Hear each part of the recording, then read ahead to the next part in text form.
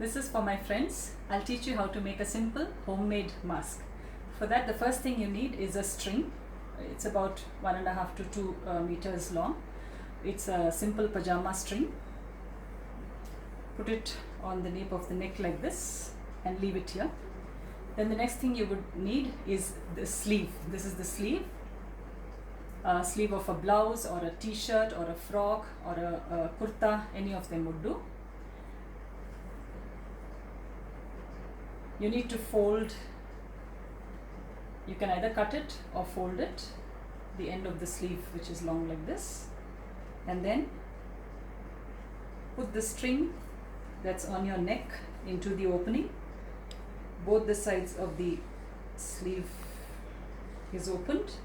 You'll have to put it this way and ensure that this stitch is in front when you keep it like this. Adjust it and then take both the ends of the string, pull it up and pull up the mask onto your nose, and the ends of the string, take it behind your head and tie it into a bow as tight as you would want. It needs to be comfortable. Then adjust the opening, adjust this end and ensure that the mask is there, and these are very simple aesthetic masks that can be made at home.